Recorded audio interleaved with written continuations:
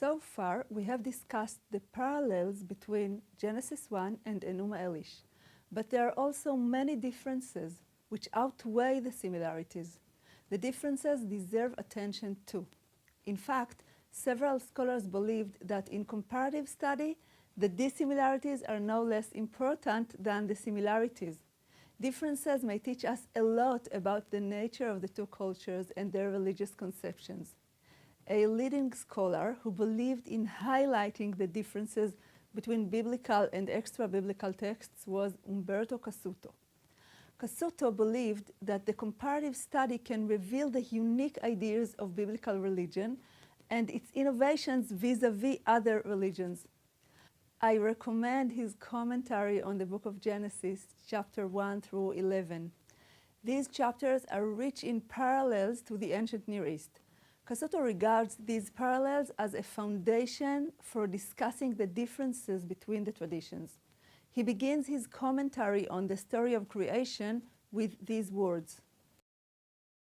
The purpose of the Torah in this section is to teach us that the whole world and all that it contains were created by the word of the one God, according to his will, which operates without restraint.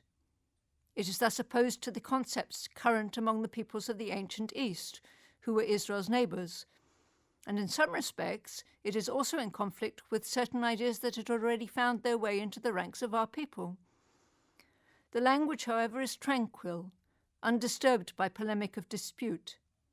The controversial note is heard indirectly, as it were, through the deliberate, quiet utterances of Scripture, which sets the opposing views at naught by silence or by subtle hint. This is one of the clearest formulations of the research school represented by Cassuto.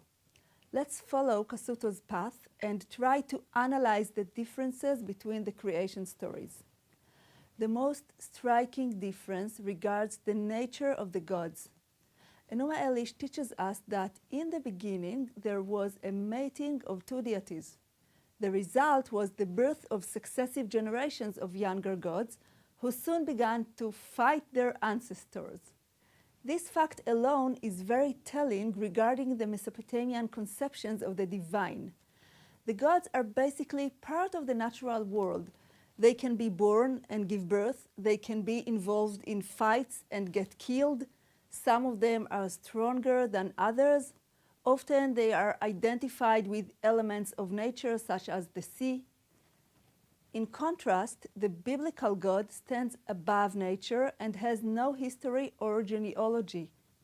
This is why the story of the deity's battle with the ancient sea is absent from Genesis 1, although it is not entirely absent from the Bible, as we will see later. God is portrayed as a single sovereign ruler. He has no rival during or after creation. According to Genesis 1, there are almost no divine entities in the world besides God. This is why the biblical creation account has to retell the story of the splitting of Tiamat's body.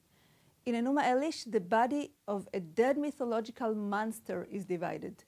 In the Bible, the object that is separated is simply water, a neutral, inanimate element.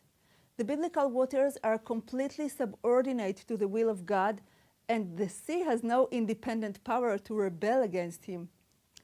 This process of removing mythological qualities for religious purposes is sometimes called demythologization.